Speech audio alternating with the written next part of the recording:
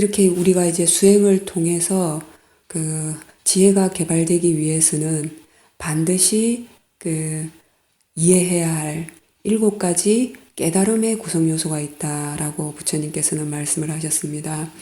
그 첫 번째로는 사띠의 알아차림이라는 구성 요소입니다. 이 사띠라는 성품은 대상과 직면하고 대상을 잊지 않는다는 그러한 특성이 있습니다. 자, 우리는 이미 사띠의 알아차림이라는 구성 요소에 대해서 알고는 있습니다. 그렇다면 이것을 어떻게 해야 하는가? 가장 첫 번째로는 사띠의 알아차림이 그 자신에게 있는지 없는지를 알아야 합니다. 그리고 없다면 있도록 해야 하고, 이미 있다면은 어떻게 하면 더 사띠가 더 개발되어서 그 늘 자연적인 성품이 될 것인가 하는 것을 알아야 하는 것입니다.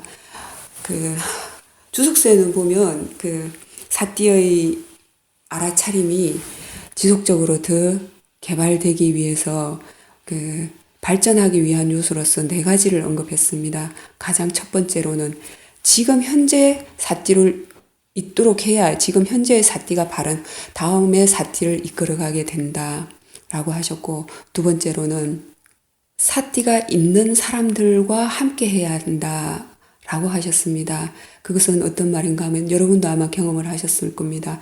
집에서 수행을 하는 것에 비해서 수행체에 와서 수행하는 사람들과 함께 하고 또 수행에 관한 그 법문을 듣다 보면 수행의 힘이 훨씬 더 좋아지는 것을 많이 경험하셨을 겁니다.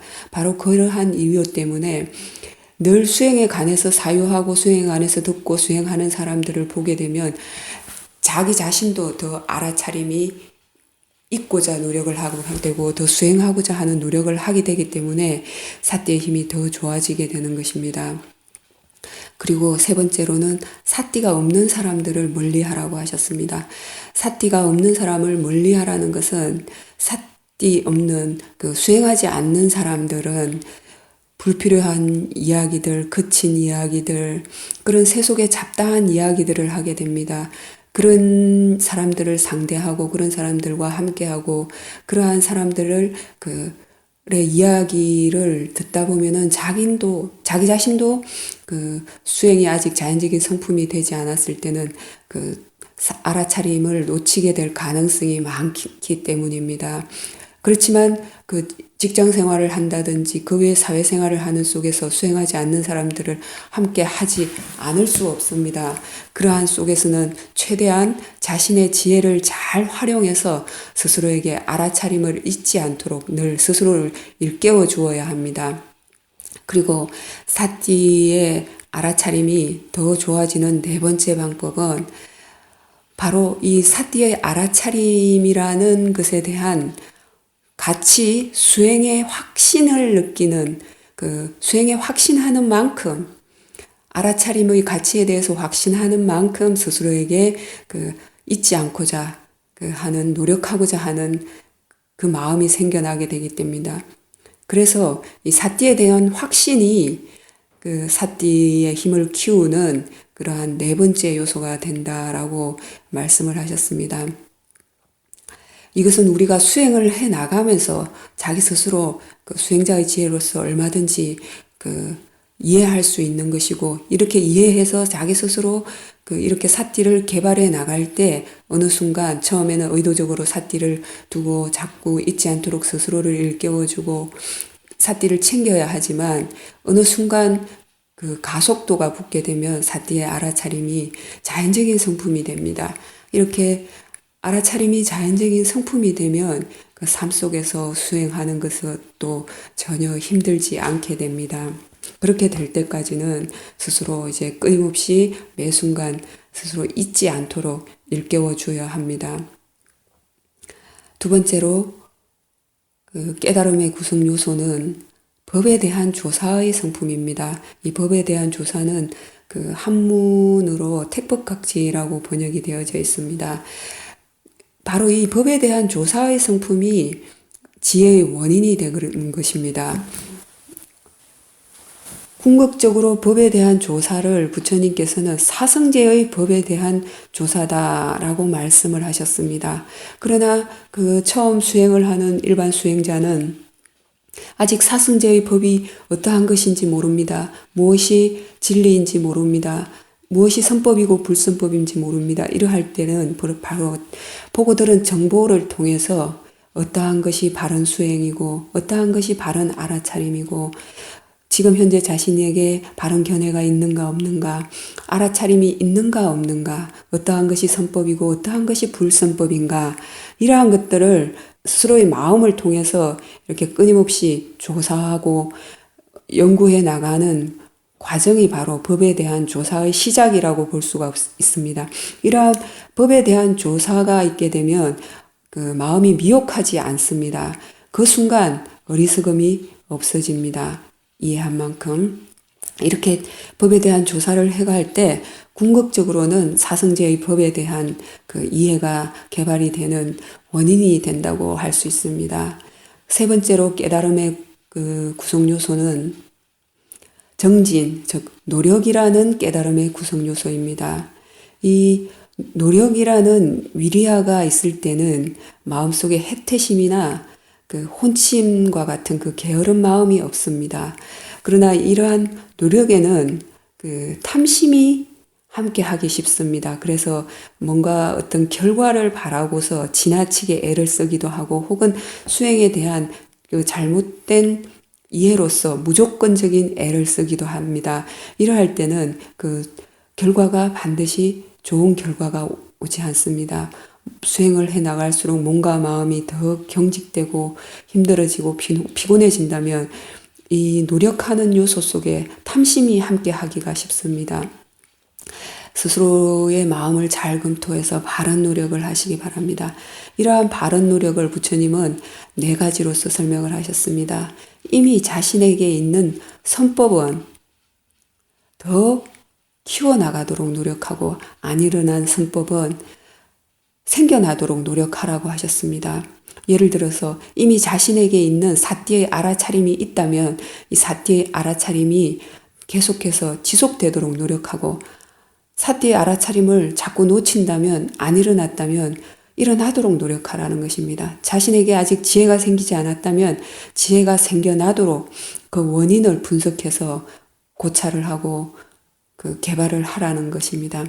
자신에게 이미 일어난 탐진치라는 이러한 불선법이 있다면 이러한 불선법이 더 이상 지속되지 않도록 사라지도록 노력하라고 하셨습니다. 그리고 아직 안 생겨난 불선법은 더 이상은 생기지 않도록 노력하라고 하셨습니다. 어떻게 해서 아직 안 생겨난 불선법이 완전히 더 이상은 생겨나지 않을 수 있을까요? 자신에게 있는 사띠의 알아차림, 그리고 사마디라는 마음의 안정됨, 그리고 수행에 대한 이해, 이 세 가지 사띠, 사마디, 지혜라는 그 선법이 지속적으로 이어지게 된다면 아직 안 생겨난 불선법은 생겨날 틈이 없게 됩니다. 이렇게 해서 우리는 아직 안 생겨난 불선법을 더 이상은 생겨나가지 않도록 할 수가 있게 되는 것입니다. 네 번째의 깨달음의 구성 요소는 기쁨이라는 구성 요소입니다. 조금 전에 말씀드린 그 세 가지 사띠의 알아차림이라는 구성 요소와 법에 대한 조사라는 구성 요소, 그 다음에 노력이라는 깨달음의 구성 요소, 이 세 가지는 원인에 해당됩니다. 지혜라는 그리고 마음의 사마디라는 결과가 생기기 위한 원인이 되는 요소입니다. 원인이 되는 요소라는 것은 수행자가 의도적으로 노력해야 되는 요소입니다. 지금부터 말씀드릴 네 가지는 그 결과로서 드러나는 성품입니다. 그렇기 때문에 수행자들이 수행을 해가는 과정에서 이것이 의도적으로 있도록 할 수는 없는 것입니다. 바르게 한다면 이러한 성품들이 드러나게 될 것입니다. 결과로서 드러나게 되는 깨달음의 구성 요소는 첫 번째는 그 기쁨이라는 깨달음의 구성 요소입니다.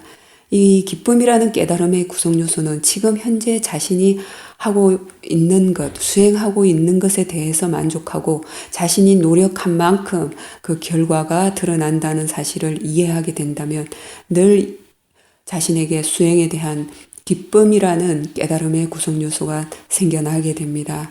이러한 기쁨의 구성 요소가 있게 되면 몸과 마음이 굳건해지고 강건해지는 그러한 특성이 있다고 합니다.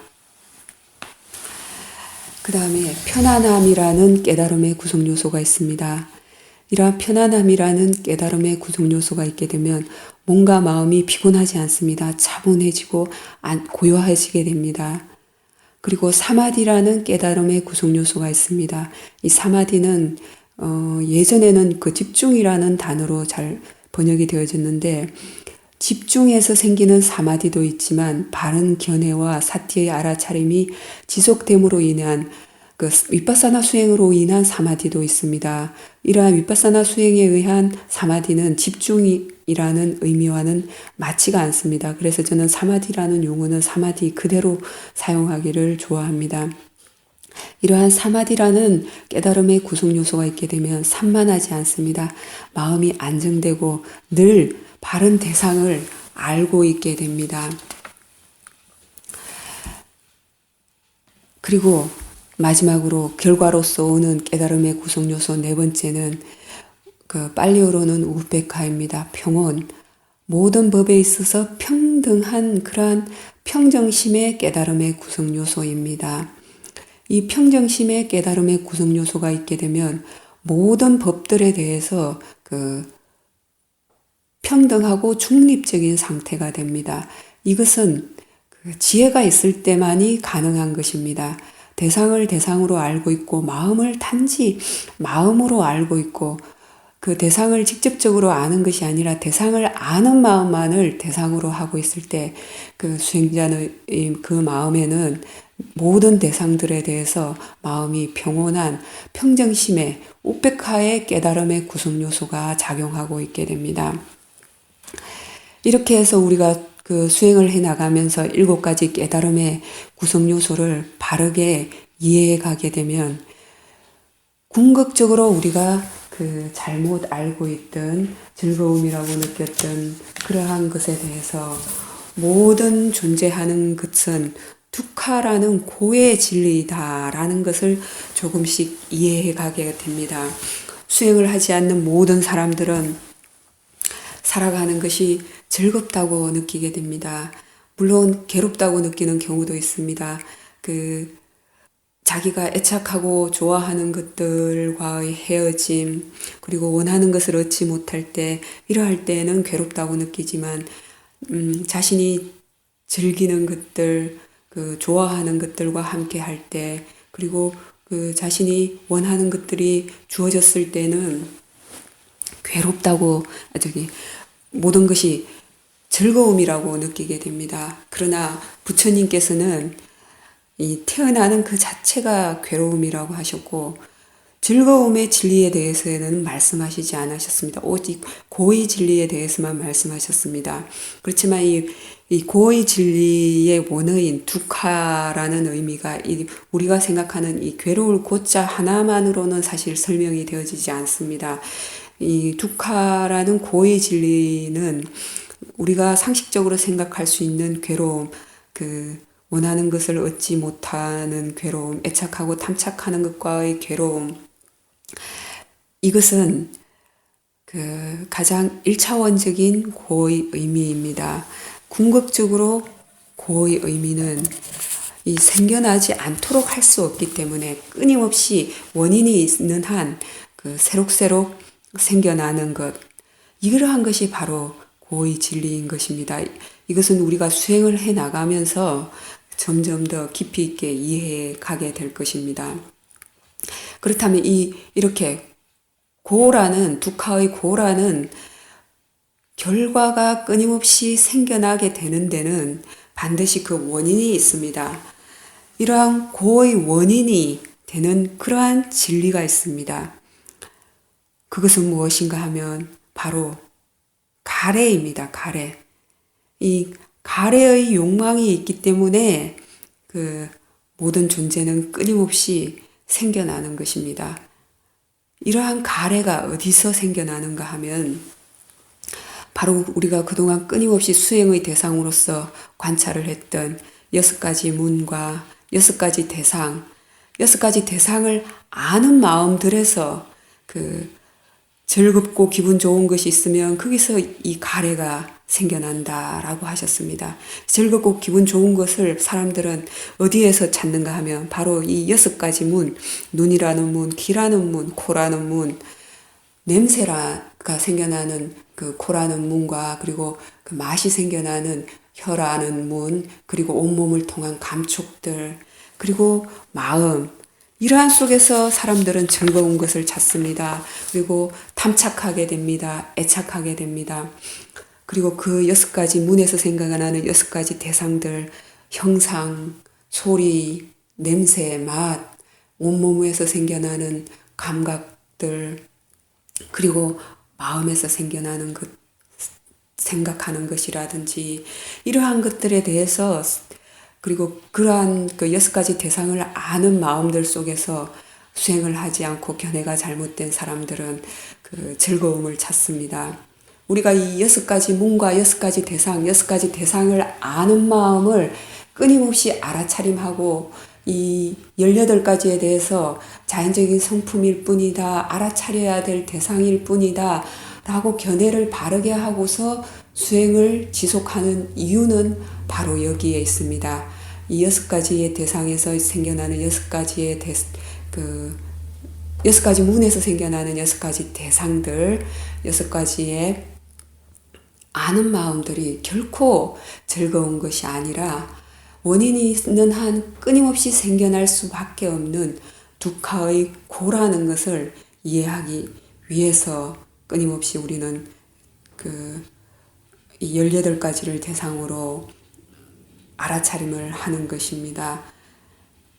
이러한 가래가 있는 한은 끊임없이 두카라는 고가 생겨날 수밖에 없기 때문입니다. 그렇다면은 이러한 윤회의 원인이 되는 가래가 영원히 지속될 수밖에 없는가? 아닙니다. 부처님께서 당신 스스로 깨달아서 번뇌로부터 벗어나셨고 더 이상 윤회하지 않으시고 그리고 후대에 남겨주신 가르침은 바로 이 후대의 제자들도 당신처럼 수행을 한다면 이러한 모든 괴로움으로부터 벗어나는 길이 있다고 하셨습니다. 모든 괴로움이 소멸하는 그러한 것이 있다고 말씀하셨습니다.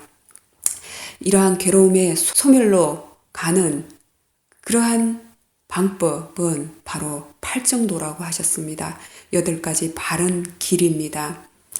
8가지 바른 길은 무엇인가? 첫 번째는 바른 견해입니다. 두 번째는 바른 사유입니다. 세 번째는 바른 말입니다. 네 번째는 바른 행위, 바른 행동입니다. 다섯 번째는 바른 생계입니다. 그리고 여섯 번째는 바른 노력, 일곱 번째는 바른 알아차림입니다. 여덟 번째는 바른 사마디, 바르게 노력했을 때 생기는 마음이 안정되고 고요한 바른 사마디가 되는 것입니다. 이러한 8가지 바른 것, 즉 팔정도에 대해서는 내일 또 자세하게 다시 한 번 더 설명을 드리겠지만 지금 간단하게 설명을 드리자면 첫 번째 바른 견해는 결국은 이 사성제의 법에 대한 바른 견해입니다. 그렇지만 수행을 처음 시작하는 상황에서 무엇이 바른 견해인가 하면은 생겨나는 모든 법에 대한 잘못된 견해를 제거하기 위해서 생겨나는 모든 것이 자연의 이치이다라고 하는 것, 이것은 모두 알아차려야 될 대상일 뿐이다 라고 아는 것이 수행을 시작하는 입장에서의 바른 견해입니다. 이 바른 견해가 궁극에는 사승제의 진리에 대한 그 바른 견해를 이끌어오게 될 것입니다. 그리고 두 번째로는 바르게 생각해야 한다고 하셨습니다. 어떤 수행자들은 수행할 때는 수행하지 않아야 된다고 생각하는 분들도 있습니다. 잘못된 생각을 하지 않아야 합니다. 남을 괴롭히고자 하는 생각을 하지 않아야 합니다. 분노에 대한 화를 돋우는 그러한 생각을 하지 않아야 하지 수행에 대한 바른 생각은 반드시 해야 합니다. 만약에 생각이 필요하지 않다면 부처님께서 왜 팔정대의 두 번째 요소로서 바른 사유를 넣어 두었겠습니까? 수행에 대한 바른 사유는 반드시 해야 하는 것입니다. 불필요한 생각, 불건전한 생각, 이익이 없는 생각을 하지 않아야 하는 것입니다. 그리고 무엇이 바른 말인가? 이것은 거짓말을 하지 않는 것이고, 이간질을 하지 않는 것이고, 욕설을 하지 않는 것이고, 불필요한 잡담을 하지 않는 것입니다. 그 말을 하고 나서 마음이 불편하다면 반드시 바른 말이 아닌 것입니다. 뭔가 잘못되어 있는 것입니다. 그렇기 때문에 말을 안 해야 하는 것이 아니라 바른 말을 해야 하는 것입니다. 어떤 수행자들은 수행을 하면서 말을 안 해야 된다고 생각하는 사람들도 있습니다. 바르지 않은 말을 안 해야 하고 바른 말을 해야 합니다.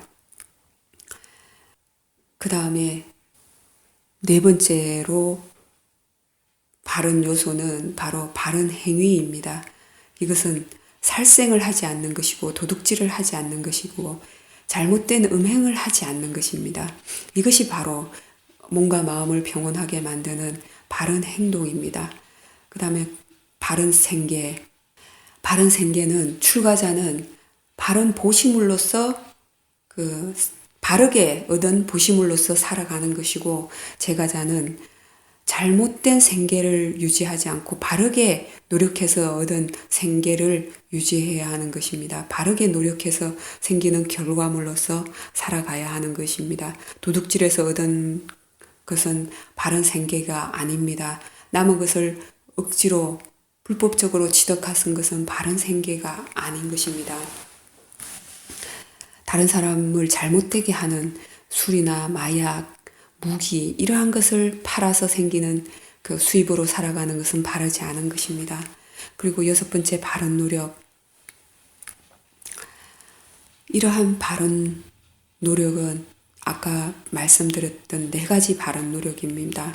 그렇게 끊임없이 바르게 노력을 해야 합니다. 잘못된 노력을 해서는 되지 않습니다. 일곱 번째로 사띠의 알아차림입니다. 이 바른 사띠의 알아차림은 그동안 누차 설명을 했습니다. 생겨나는 모든 것을 자연적인 이치라고 받아들이고서 대상을 단지 대상으로 알아차림하는 것이 바른 알아차림입니다. 궁극적으로는 이 사념처 수행을 바르게 하는 것이 바른 알아차림이 됩니다. 그 다음에 마지막으로 팔정도의 그 마지막 요소는 바른 사마디입니다. 바른 사마디는 그 수행을 통해서 감각적 욕망으로부터 완전히 벗어나고 희열과 행복이 있는 초선에 들어있을 때, 이선에 들어있을 때, 삼선에 들어있을 때, 사선에 들어있을 때 이렇게 궁극적으로 부처님께서 사선정으로서 바른 사마디를 말씀하셨습니다. 그 사마디는 그렇지만 이렇게 집중하는 사마타 수행에서만 생기는 것은 아닙니다. 위파사나 수행을 통해서도 사마디가 생깁니다. 이렇게 우리는 팔정도의 요소들을 바르게 개발을 해 나갈 때 궁극적으로 모든 가래의 소멸로 이끌게 되는 깨달음을 얻게 된다고 부처님께서는 말씀하셨습니다. 누구나 바르게 열심히 지속적으로 노력을 한다면 반드시 가능하다고 하셨습니다. 이것만이 오직 유일한 방법이라고 부처님께서는 일러주셨습니다. 자기 자신을 위해서 수행하는 것입니다. 무엇이 옳고 그른 것인가 하는 것에 대해서 자기 스스로 바르게 이해합니다. 그냥 수행을 무조건 해서는 되지 않습니다. 바른 방법으로 바르게 노력했을 때 바른 결과가 생겨날 것입니다. 그 바르게 노력한 그 수행자는 모든 육체적인 고통과 정신적인 고통으로부터 벗어나게 된다고 부처님께서 분명하게 알려주셨습니다. 우리는 이미 그 방법을 배웠습니다. 스스로 노력하는 만큼 그 결과는 받아들이게 될 것입니다. 지속적으로 자신의 이익을 위해서 하루 종일 잊지 않도록 하시기 바랍니다. 잊지 않을 때 자기 자신에 대해서 가볍게 관심을 가질 때 그 자연스러운 알아차림이 이어지게 됩니다. 그러한 자연스러운 알아차림의 가속도가 이어지도록 노력하시기 바랍니다.